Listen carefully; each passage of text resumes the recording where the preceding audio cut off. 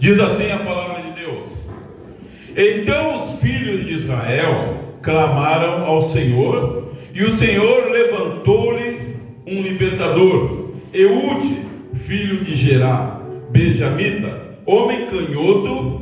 Por intermédio dele, os filhos de Israel enviaram tributo a Eglon, rei dos Moabitas. Feche teus olhos, vamos orar a Deus. Pai, eu te louvo, Senhor, nesta manhã. Obrigado, Deus, porque mais uma vez nós temos oportunidade de ouvir a tua palavra. Mais uma vez nós temos a oportunidade de te adorar. Senhor, isso é um privilégio, Senhor. Obrigado, Jesus, pela obra da cruz. E eu oro, eu te peço, ó Espírito de Deus, que a tua palavra nesta manhã, Senhor, encontre o coração de cada pessoa que aqui está. Que nenhuma pessoa, meu Deus, venha ficar indiferente, nenhuma venha ficar sem entender, sem receber aquilo que tu tem para entregar. Pai amado, eu me coloco debaixo da tua autoridade. E debaixo da tua autoridade eu tomo autoridade nesse ambiente. Jesus querido, eu fico debaixo da tua autoridade. Debaixo da tua autoridade eu tomo autoridade nesse ambiente.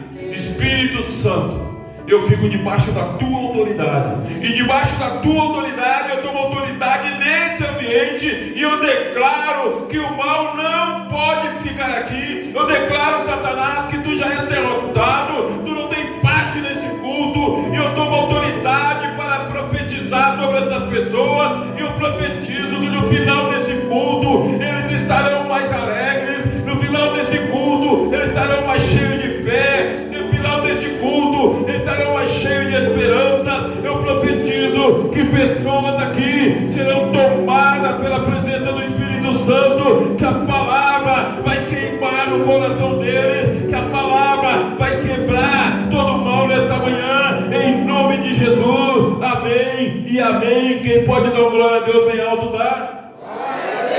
Amém. Toma o teu assento. Glória a Jesus. Que bom que você escolheu estar aqui nesta manhã. Amém.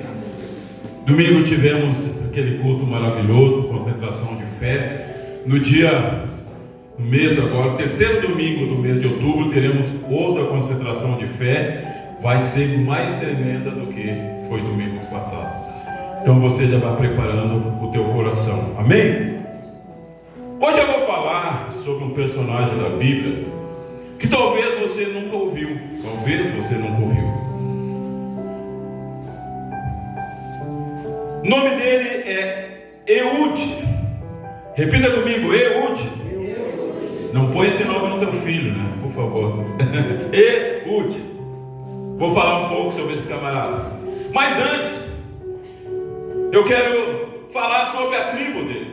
Ele era da tribo de Benjamim. Que tribo ele era? Benjamim. Preste atenção, a tribo de Benjamim era a menor tribo de Israel. A menor. Chegou uma época que a tribo de Benjamim tinha só 600 homens. Muitos morreram na batalha, tinha só 600 homens. Era a menor tribo. Benjamim, ele foi filho de Jacó com Raquel. E quando Raquel foi conceber o filho, deu problemas no parto. E ela veio a morrer logo após nascer o filho. Mas antes de morrer, ela deu um nome para o filho: Benoni. Repita, Benoni. Ela deu esse nome que significa filho das dores, porque ela sentiu muita dor. Mas Jacó não gostou, porque aquele filho, aquele nome estava profetizando que aquele menino ia causar muitas dores no mundo. Então ele deve ter dito para a mulher dele: não, esse nome não. E ele mudou o nome para Benjamim, que significa filho da felicidade. E eles eram então da tribo de Benjamim. Ele era o filho caçula. Era um filho muito amado, era o filho mais novo. E a tribo de Benjamim era a menor de Israel. E tinha um camarada lá chamado Eude, fazia parte dessa tribo. E ele tinha algo na vida dele que não era bem visto naqueles dias. Ele era canhoto. Ser canhoto naqueles dias significava fraqueza, significava pouca habilidade, significava pouca honra. Ele era canhoto. Ser direito, ser destro, significava autoridade.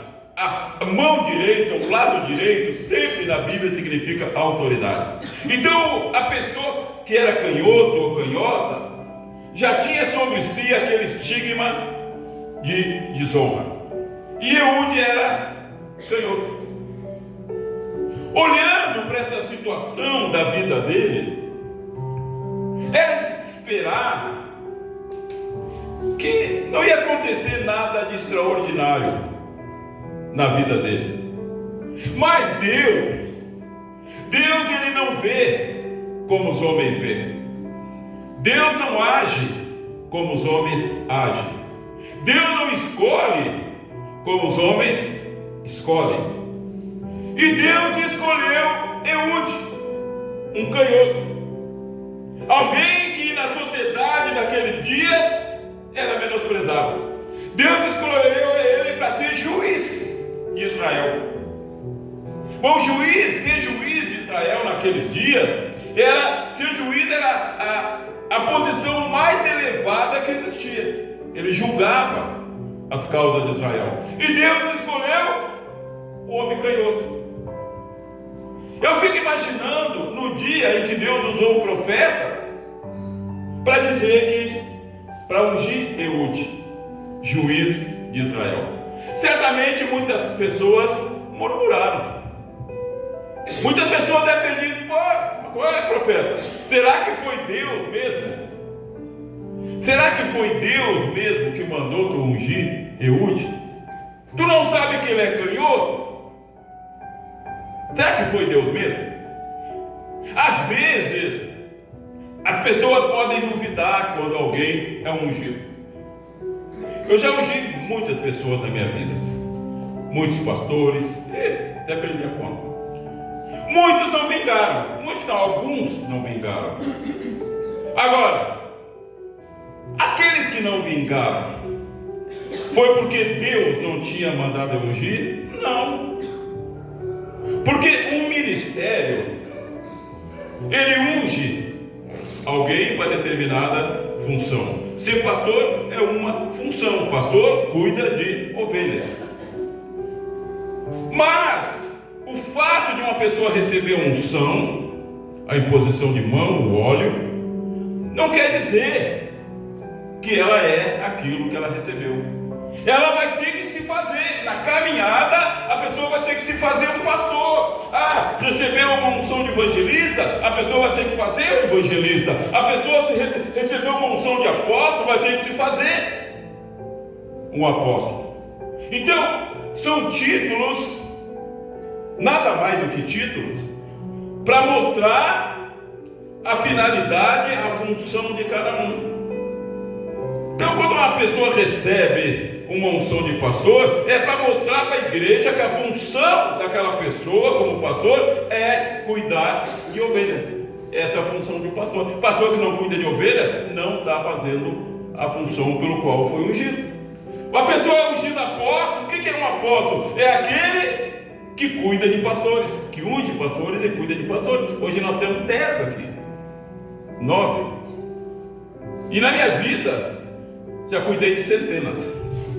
Porque foi a unção que Deus me deu, mas eu tive que me fazer um apóstolo. Eu recebi uma unção, mas na caminhada eu tive que me fazer. Eu poderia não me fazer um apóstolo. É como uma pessoa fazer uma faculdade, receber o diploma e não exercer. Eu sou médico.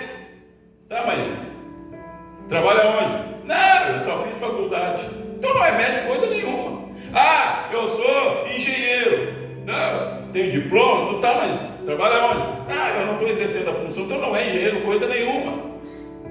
Então, Eude recebeu uma unção de juiz de Israel, figura máxima no mundo espiritual.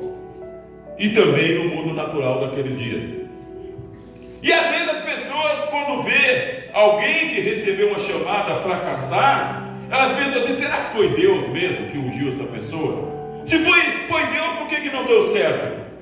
Não deu certo por causa da pessoa, não por causa de Deus. Deus ungiu Saul. Saul era da tribo de Benjamim, a menor tribo de Israel. Saul era da tribo de Benjamim. Apóstolo Paulo era da tribo de Benjamim. Esther era da tribo de Benjamim. Eude era da tribo de Benjamim. Então o fato da tribo ser pequena, ser a menor, para Deus não fazia diferença nenhuma. Eu quero dizer para você nessa manhã: o fato de a pessoa olhar para você e achar que você é menor, você é o menor na família, você é o menor no trabalho, você é o menor na igreja, para Deus não faz diferença nenhuma. Deus levanta os improváveis. Para Deus não faz diferença nenhuma. E Deus um dia ungiu Saul, primeiro rei de Israel. Saul, da menor tribo. Samuel ungiu Saul, amado de Deus. Mas nós sabemos que Saul fracassou. Fracassou Saul. Por que ele fracassou? Porque desobedeceu a Deus. Mas Deus mandou ungir. Então na caminhada, pessoas fracassam no chamado. Por quê? Porque o chamado é algo peculiar. O chamado é algo assim. Primeiro, a pessoa está debaixo da autoridade de Deus. A pessoa recebeu o chamado, ela está debaixo da autoridade de Deus. E abaixo da autoridade de Deus, ela está debaixo da autoridade do ministério. E é assim que as coisas funcionam. Então todos os pastores, todos os obreiros aqui estão debaixo da autoridade do ministério. Manancial de Milagres. E o Manancial de Milagres tem regras. Como tudo deve ter regra. Tudo que não tem regra vira ruína e vira caos. Todo segmento da sociedade que vivemos tem regra. Na educação tem regra, no trânsito tem regra, na segurança tem regra, tudo tem regra. Sem regra é ruína. Uma casa que não tem regra vai para a ruína. Então alguns fracassam porque não conseguem andar debaixo da autoridade do ministério. O ministério diz: ó, aqui é assim, assim, assim e assim, e pronto. E se a pessoa não obedecer, ela vai fracassar. E cada ministério tem suas regras. A Bíblia é a mesma, mas o ministério tem regra. Ora, a Assembleia de Deus tem as regras deles. Quem não quiser seguir aquelas regras, não vá para lá. Porque se for para lá, tem que seguir as regras. Tem uma igreja que é muito grande aqui, Viamão, grande no sentido que tem várias espalhadas. E quando eu era presidente da associação de pastores, eu ia muito nessas igrejas. Inclusive a líder deles pregou aqui uma vez. É a igreja do véu. As mulheres todas usam um véu branco. Todas. E lá eles têm as regras deles. E tem que obedecer. Uma pessoa, uma mulher, para fazer parte daquele ministério, tem que usar o véu. Os visitantes, não, mas se a mulher quiser: não, eu quero congregar aqui, então você vai ter que usar o véu. Todas têm que usar o véu. É a regra. Homens, todos de gravata. É a regra. Eu me lembro, uma vez eu fui lá. Ela é minha amiga. Aí eu fui lá para fazer um convite para ela. E ela chegou para mim e disse assim: ô pastor Silmar, o senhor não pode pregar para nós hoje? Eu digo: eu vim aqui para fazer um convite, mas posso pregar sim. Ela disse: tá, mas o irmão vai ter que botar uma gravata. Eu estava sem gravata. Eu podia dizer duas coisas. Eu disse: não, eu não vou botar gravata, então não vou pregar. Mas era a regra do ministério. Eu disse: tá, irmão, eu não tenho gravata. Ela disse: não se preocupe. Lá no ministério tem um pedestal assim, tipo um cabide cheio de gravatas, em cima do altar. Aí ela disse: vai lá, escolhe a gravata lá. Aí eu olhei, a melhorzinha que eu achei estava aqui assim. Aí eu fui lá no banheiro e botei. Porque é a regra do ministério. Eu podia dizer: não, então não vou pregar. Mas se eu quiser pregar lá, eu tenho que botar gravata. É a regra do ministério. Então todo ministério tem sua regra. E alguns fracassam no chamado porque não querem andar debaixo dessa regra. Ah, não, eu só obedeço a Deus. Isso é a maior besteira que pode se falar, né? Só obedeça a Deus. Deus é Deus de regras. Deus estabelece regras. O reino de Deus é estabelecido por princípios. Então, às vezes, quando alguém fracassa no ministério, não é culpa do ministério, nem que a pessoa não tinha um chamado. Não, ela não soube se fazer aquilo pelo qual recebeu a unção. E Eude, quando ele foi ungido, é claro que houve muita gente falando. Mas como? Se o profeta que ungiu ele disse que foi Deus que mandou, ele não sabe que ele é canhoto? Como é que vai ungir um homem canhoto? Sobre nós, juiz sobre Israel. Israel estava escravizado pelos moabitas. Há muitos anos estava escravizado. E cada vez que Israel era dominado, era porque Deus permitia. E Deus permitia por quê? Por causa do pecado. Por causa da desobediência. Cada vez que Israel desobedecia ou vivia numa vida de desobediência, se voltavam para outros deuses, Deus permitia que um povo viesse e escravizasse Israel. Você lê na Bíblia, Israel viveu mais escravizado do que livre. Tudo por causa do pecado. Mas sempre que Israel clamava, Deus levantava alguém para libertar eles. E nessa época de juízes, eles clamaram, estavam sofrendo consequência das atitudes deles. Irmão, todo sofrimento que vem sobre o homem vem por consequência de atitudes erradas que o homem toma na sua vida. Todas as nossas escolhas têm consequências, todas. Se as escolhas são boas, as consequências são boas. Se as escolhas são ruins, as consequências são ruins. Nós, tem uma frase que é muito dita e é real, nós somos resultado das nossas escolhas. Cada um é resultado das suas escolhas. Cada um é resultado das suas escolhas. Então, quando Israel fazia escolhas ruins, virava as costas para Deus, Deus virava as costas para eles também. Deus é assim, irmão. Se um homem vira as costas para Deus, não falando homem generalizado, homem e mulher, vira as costas para Deus, Deus também vira as costas. Se o homem se chega a Deus, Deus se chega também para a pessoa. Mas tem pessoas que vivem de costas para Deus e querem ser abençoados, não tem como. Deus disse: aquele que me honra, eu honrarei. E aquele que me desonra, eu desonrarei. Assim é Deus. Esse é o Deus da Bíblia. Esse é o Deus verdadeiro. E ele ungiu Eude, o canhoto. Agora Israel tinha um juiz, uma autoridade que acima só tinha Deus. Ele mandava em Israel. Mas Deus, preste atenção, não faz nada sem propósito. Deus não faz nada sem propósito. Primeiro, Deus queria mostrar para o povo de Israel que para ele tanto faz se a tribo é grande, se a tribo é pequena, tanto faz. Mas não há nada que Deus não possa fazer. Deus nunca precisou de muitos para fazer o que ele queria fazer. Deus precisa só de uma pessoa. Diga comigo, Deus precisa de uma pessoa. Irmão, Deus só precisa de um.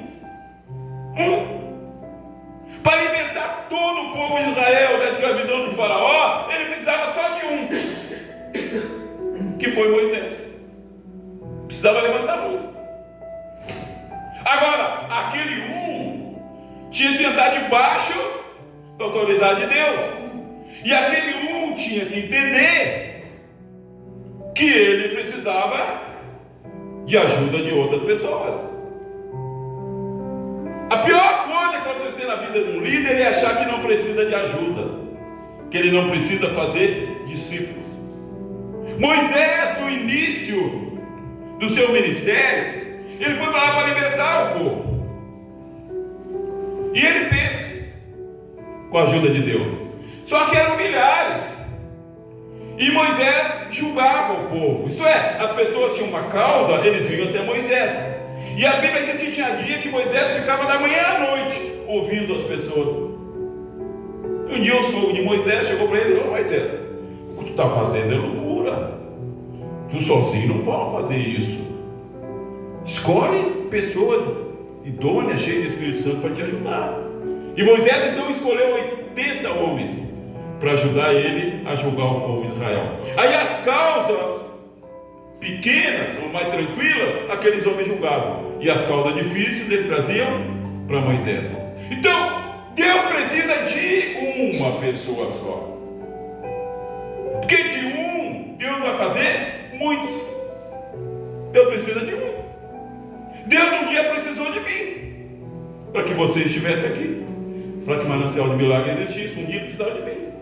E Ele me chamou. E agora eu tinha uma escolha para fazer: obedeço ou não? E sempre que a gente faz uma escolha, nós colocamos coisas na balança. E eu coloquei. Eu tinha 5 filhos. O meu chamado na época exigia que eu abandonasse o emprego. Eu tinha 2 empregos. Abandonasse o emprego e vivesse exclusivamente da fé. E eu tinha 5 filhos pequenos e mais da esposa. Eu tinha que escolher. Foi fácil ou não? Eu pensava: mas como é que eu vou alimentar meus filhos? Como é que meus filhos vão para a escola? Não tinha membro nenhum, eu não tinha membro nenhum, só tinha um chamado. Mas eu escolhi. Eu e minha esposa escolhemos obedecer a Deus.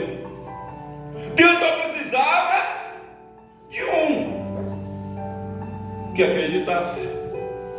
Assim como lá dentro da tua casa, eu não sei qual é o quadro espiritual da tua casa, não sei qual é o quadro espiritual da tua família em geral, mas Deus só precisa de um.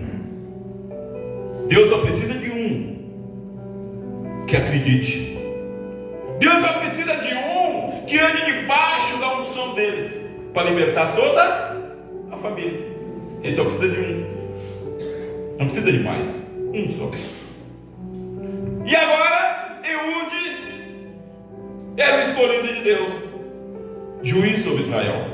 E Deus o levantou com um propósito: libertar o povo de Israel, porque o povo havia clamado. Então os filhos de Israel clamaram ao Senhor, e o Senhor levantou-lhes um libertador. Deus levantou um libertador porque o povo clamou. Eu quero dizer para você: Deus faz algo quando a gente clama. Você está doente? Clama. Você tem problema espiritual? Clama. Você tem problema de dívida? Clama. Não importa qual seja o teu problema, se você clamar, Deus vai te abençoar. Deus vai te dar vitória. Para Deus não há nada difícil. Eles clamaram, pediram libertação, queriam ser livres novamente. Mas Deus ouviu o clamor. Deus ouviu. Quando nós clamamos, Deus ouve, irmão. Quinta-feira tinha 20 pessoas, mais ou menos 20, né? Clamando aqui. Tudo quinta-feira a gente está aqui clamando. Deus ouve. Deus ouve o que você pediu, o que você clamou. Se você clamar, Deus vai levantar alguém. Deus levanta pessoas para abençoar nossas orações. Aí Deus ouviu o clamor. E Deus pensou: vou levantar um libertador. Na ótica humana, Deus tinha muitas pessoas para escolher das tribos de Israel. Tinha tribos numerosas. Tinha a tribo de onde veio Davi. Tinha tribo tremenda. Na ótica humana, Deus vai escolher da tribo tal. Deus vai escolher o fulano. Mas essa é a ótica humana, não é a ótica de Deus. Deus não vê como o homem vê. Ele disse isso para Samuel: Samuel, eu não vejo como o homem vê. Deus não vê, irmão. Deus não pensa como nós pensamos. O nosso pensamento, ele é limitado. A gente pede algo para Deus e a gente já imagina como vai ser. Mas o nosso pensamento é limitado. Os caminhos de Deus são maiores do que os nossos, muito maiores. Então Deus levantou um canhoto. Mas por que, pastor, que ele levantou o canhoto? Por que ele levantou da menor tribo? Primeiro, para nós entendermos, essa palavra está na Bíblia, para nós entender que para Deus não importa essas coisas. Para Deus não importa o que pensam de ti na tua família. Para Deus não importa o que pensam de ti no teu trabalho. Para Deus não importa o que é na sociedade. Se Deus te chamar, se Deus te ungir, tu vai ter vitória. E eu profetizo nesta manhã que Deus está levantando pessoas nesta manhã. Deus está decretando vitória sobre a vida de pessoas nesta manhã. Se você crê, se você quer ser um libertador da tua casa, da tua família, levante a tua mão, porque a unção de Deus está aqui neste lugar. Aqueles que levantarem a mão, que querem ser um libertador, querem receber poder de Deus, é agora, é agora, é agora, em nome de Jesus. Amém. Deus tinha uma estratégia para libertar o povo de Israel. Eu vou te explicar a estratégia de Deus. Nenhum ser humano poderia imaginar essa estratégia. Todo soldado de Israel, a maioria eram destros. Então o que eles faziam? Eles pegavam a espada e usavam no lado esquerdo. Por quê? Porque quando vinha perigo, eles puxavam a espada no lado que estava no lado esquerdo. Mas Eude era canhoto. A espada dele ficava do lado direito. Ele pegava com essa mão. E a Bíblia diz que Deus mandou Eude no palácio de Egon, o rei dos Moabitas. E a Bíblia diz que Eude pegou uma faca de 50 centímetros, deve ser isso aqui mais ou menos, 50 centímetros, e colocou aonde? Na bainha do lado direito. Ele ia lá para matar o rei dos Moabitas, que oprimiu eles. Mas é claro que ele ia ser revistado para entrar no palácio, como era costume. E o costume era o quê? O soldado vinha e botava a mão no lado esquerdo, para ver se tinha alguma arma, porque as pessoas puxavam com a mão direita. Mas Eude era canhoto, a arma estava do outro lado.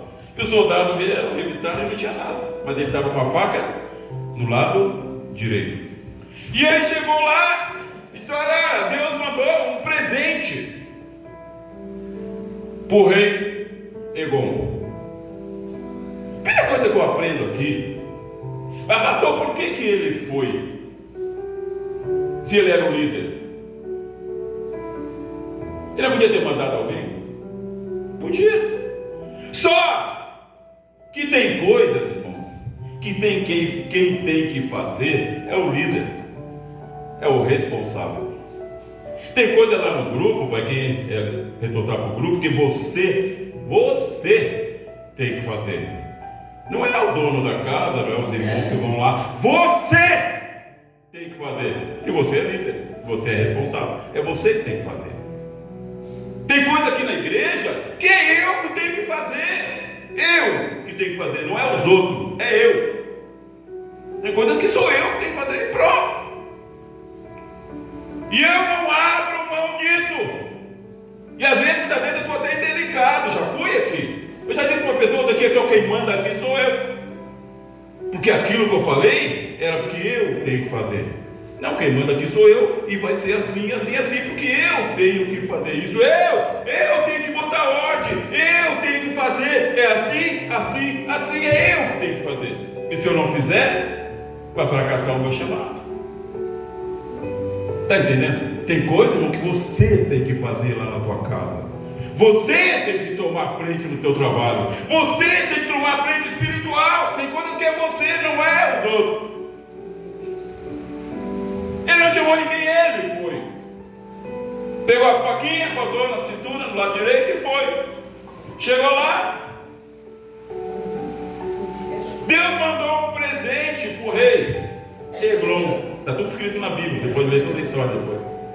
Aí disseram, aí foram lá e falaram, está aí o juiz de Israel. Diz que Deus te mandou um presente. Eles estavam dominando Israel. Aí diz que o rei Eglon, ele era bem gordo. E ele tinha um lugar onde ele recebia as pessoas. Ele ficava sentado lá, diz que era um lugar bem arejado. E ele está assim, tá, me chama ele lá então. E aí entra Eude, lá nos aposentos lá do rei. O rei está sentado, diz a Bíblia. E ele diz, olha, Deus te mandou um presente. Deus te mandou um presente. Aí, Eglon pegou e disse, ó, saiam todo mundo.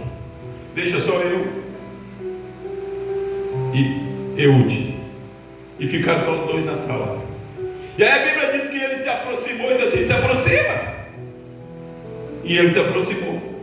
Quando ele se aproximou do rei, ele puxou a faca que estava no lado direito. Ele era canhoto. Puxou a faca e enfiou na barriga do rei. Matou o rei. Matou o opressor. Só estavam os dois ali. Aí ele saiu e fugiu de lá. E os soldados achavam que o rei estava lá descansando, mas o rei estava morto. E aí onde chegou lá, Israel disse, olha, Eglon, o rei do Moabita, é morto. Eu matei eles. Eu matei eles. Ei, o Espírito Santo está falando em nome de Jesus.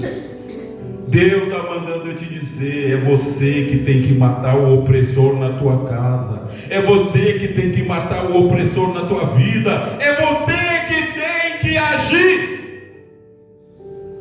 E agora ele chegou lá e disse, olha, matei o rei. Matei o nosso opressor. Vamos invadir agora. Aí todas as tribos se uniram à tribo de Benjamim, a menor. A menor tribo. Agora teve com ele todas as tribos de Israel, por causa de um homem improvável. Um homem que quem olhasse para ele e dizia, isso aí não dá nada, ele é canhoto. Talvez você olha para você pensa assim, como é que Deus vai me agir? Eu nem sei ler direito. Como é que Deus vai me agir? Eu não sei fazer isso, eu não sei fazer aquilo, eu não sei isso, eu não sei aquilo. Eu quero dizer para você, irmão, Deus não precisa do que você sabe. Tudo que eu sabia, eu converti com 25 anos de idade. Tudo que eu sabia não tem valor nenhum para mim. Não teve valor nenhum para mim depois que eu converti. Porque tudo que eu sabia só me levaram para uma vida de derrota. Tudo que eu sabia me levou para a feitiçaria. Tudo que eu sabia não tem valor. Começou a ter valor o que eu comecei a saber depois que eu entreguei minha vida para Jesus. Aí que eu comecei a entender as coisas. E agora todo o povo de Israel se uniu à tribo menor. Porque na tribo menor tinha um líder. Porque na tribo menor tinha um homem que foi chamado por Deus e honrou o chamado. Então, quando nós honramos o chamado, Deus nos abençoa. O grande problema das pessoas é que as pessoas querem as coisas já grandes. Nada nasce grande. Nada nasce grande. Meu filho está ali um dia. Deve ter 1,80 m por aí. Mas ele nasceu bem pequenininho. Ele nasceu bem pequenininho. Ele não nasceu daquele tamanho. Coitado da Rosângela, se ele nasceu daquele tamanho, né? Ele nasceu pequenininho. E é assim, irmão. Nosso ministério aqui nasceu eu, a Rosângela, o Felipe, nós três. Culto ali na sala da nossa casa. Só nós três. Pequenininho. Quem olhasse, teve pessoas que vieram em culto nossos, que vieram uma vez e não voltaram. Porque, meu irmão, só misericórdia de Deus mesmo, né? O negócio era ruim. Só nós três, cara. Eu pregava um dia, pregava no outro, e pregava no outro, e no outro, e no outro, e no outro. O Diego tocava o violão dele lá. E a Rosângela. Tinha ninguém. Todo culto eu saía pro beco aqui na nossa casa, o portão era para lá. Chegava de culto, né? Eu ia pro beco e eu clamava, Deus caminhava nesse beco e digo, Deus, traz uma pessoa que seja, uma só, traz uma. Pequeno. Mas Deus começou a trazer. Aí veio a Elza, que agora é a pastora Elza. Mas teve pessoas que vieram, quando nós tínhamos 3, 4 pessoas, olharam assim, não voltaram. Por quê? Porque era pequeno. Era pequeno. Mas o que nasce grande não permanece. O que nasce grande não permanece. O que nasce grande não permanece. Você olha hoje a Igreja Universal. Sabe como é que ela nasceu? O Edir Macedo pregando em cima de um caixote. Pequeno. Tinha gente. Mas as pessoas não querem o que é pequeno. As pessoas não acreditam que vai crescer. Os que acreditam. Eu vim de um ministério que eu fiquei 27 anos nesse ministério, foi onde toda a minha família converteu. Eu lembro que o líder falava para nós. Eu, quando eu fui para lá, a igreja toda cabia dentro de uma Kombi. Depois se espalhou pelo Brasil. Ele falava para nós, onde eu fui ungido pastor, que tinha um camarada. Eu não conhecia o camarada. Ele disse que tinha um camarada que quando ele começou o ministério, esse camarada dizia assim: você não vai vingar. Não tinha ninguém, né? Você não vai vingar. E ele disse que ele falou para o cara uma vez assim, disse assim: olha, um dia, tu vai vir aqui, tu vai ver tantas pessoas, tu vai ficar lá na porta, tu vai olhar, tu vai ver tantas pessoas nesse ministério, só que ninguém vai saber quem você é. E aconteceu aquele dia. O ministério cresceu e um dia o camarada veio. Ninguém sabia quem ele era. Era para ele ser alguém naquele ministério, mas ele não acreditou. Está entendendo? Ele não acreditou. Eude acreditou. Ele não disse, quando Deus ungiu: mas como, Senhor, a minha tribo é 600 homens, o que eu vou fazer contra os moabitas?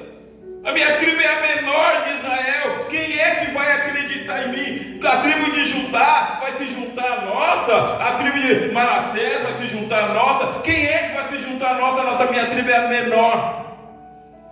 Mas ele não pensou assim. Ele acreditou. E ele fez o que tinha que fazer. Deus disse: vai lá, entra no palácio e enfrenta o opressor. Irmão, ser líder é enfrentar o opressor. Moisés, é bom ser líder? Claro que é.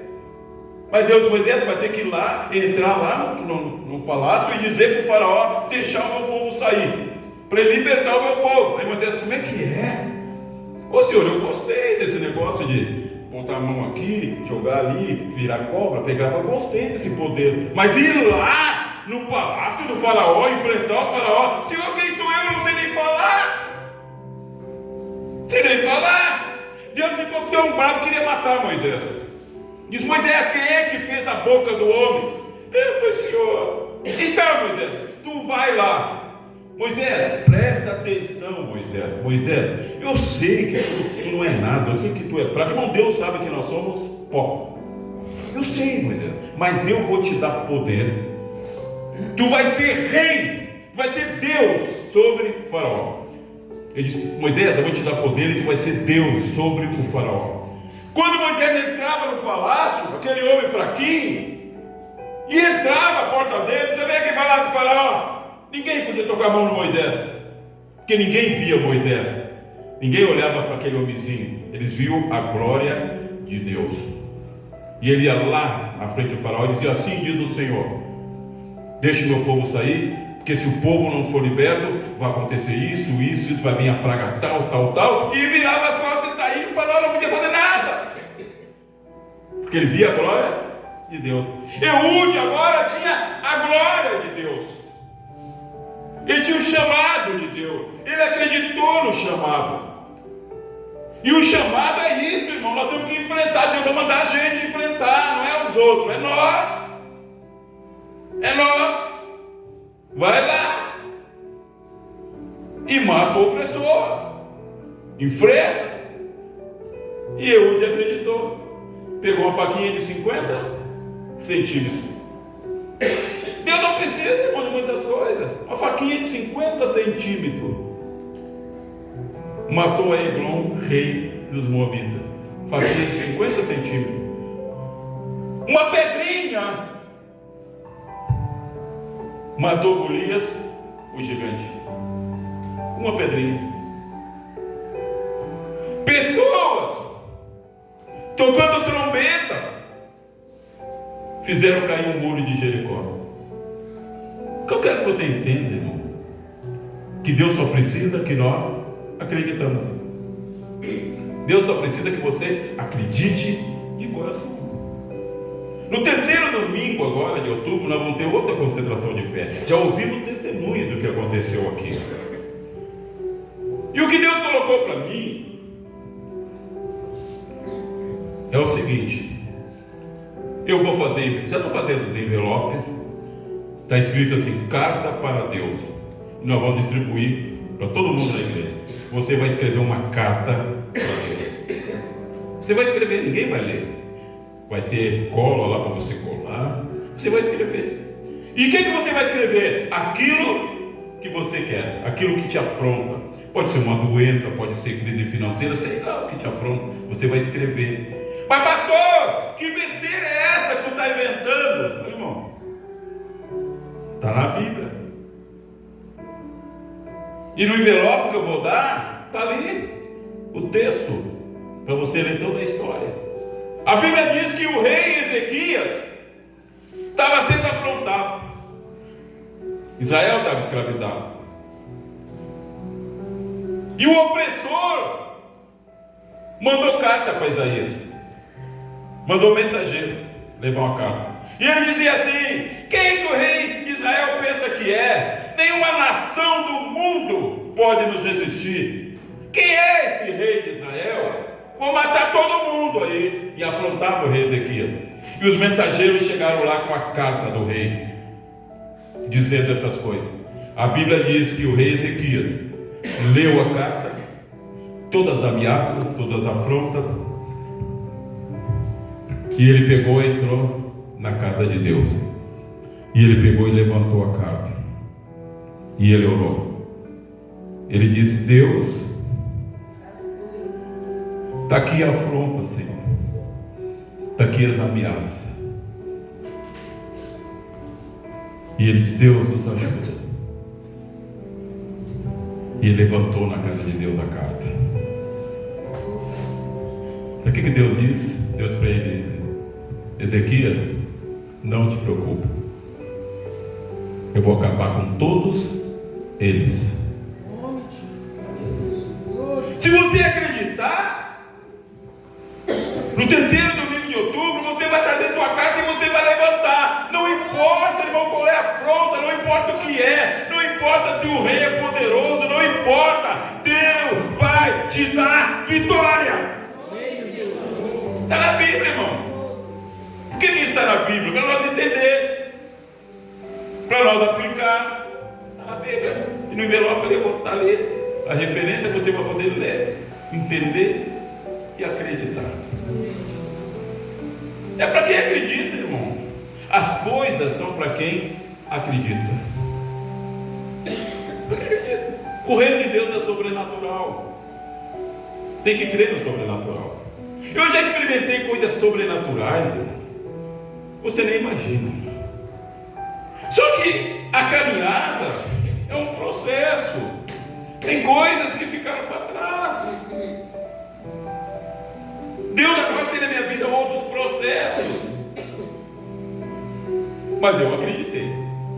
Eu lembro que uma vez veio um pastor da Espanha. Sempre esqueço o nome dele. Eu só vi ele uma vez, vi duas vezes. E ele veio fazer um culto. E ele reuniu todos os obreiros antes. Nós éramos 70, 80 obreiros. E ele disse assim: olha, eu preciso, tinha um tradutor, eu preciso que vocês me ajudem. Porque quando eu ministrar a unção de Deus, vai acontecer coisas, vocês têm que ajudar as pessoas, segurar as pessoas. Eu preciso de todos vocês, eu não quero que ninguém fique adorando, ninguém fique louvando, se você fique esperto, eu preciso de você. Pois nós pensando, o que será que vai acontecer, né? Tá, veio o culto. Aí ele anunciou baixinho assim, nem era, ele era novo. E ele pregou, está pregando, daqui a pouco ele começou a ministrar no som. Meu irmão, eu nunca vi coisa, nem o Binirim que eu já vi, eu não vi que aconteceu lá naquele dia. Não vi. E eu nunca tinha visto aquilo. E aí, no final ele disse, amanhã, eles foram no sábado, amanhã o culto vai ser só para pastores e obreiros que quiserem receber as unções que eu vou liberar. Pá, eu nem dormi direito de noite. Eu digo, eu vou lá, estou lá. E aí aconteceu algo lá, que não vem ao caso, que disseram para mim, pastor, tu que vai dirigir o culto aí, que o líder não vai poder estar, e eu tive que liderar o culto lá. Aí chegou a hora que ele ia liberar uma unção. Ele liberou uma unção do sopro, ele liberou uma unção do pó de ouro, que caía na mão das pessoas, está todo mundo ali. Eu não sei quem acreditou, eu acreditei, e eu recebi as unções. Eu ministrava na estalagem, e eu tinha certeza que eu tinha recebido, tinha certeza, porque eu acreditei. Só que veio o culto na estalagem e não aconteceu nada. O culto foi a mesma coisa. E eu falava com Deus, Deus, não é que é? Eu sei que eu recebi. Passou quase um mês. Todo culto para mim era tentativa. Eu fazia um apelo de hoje. Não acontecia, tudo a mesma coisa. Aí chegou um dia, estava todo mundo lá assim. Deus para mim assim, no final do culto, chama as crianças para frente. Eu chamei todas as crianças. Eu digo, agora ministra a unção do Espírito Santo. E eu ministrei a unção. Meu irmão. A partir daquele dia acontecia coisas assim, são assim. Eu pegava o óleo, fazia assim na cabeça das pessoas, só derramava assim. As pessoas eram batizadas pelo Espírito Santo. Eu lembro que o meu irmão foi lá e disse assim, isso aí tem alguma coisa nesse óleo, alguma droga, alguma coisa. Mas foi um tempo que o meu chamado não é para isso.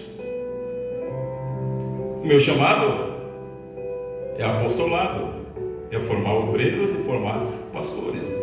E ninguém forma pastores fazendo essas coisas.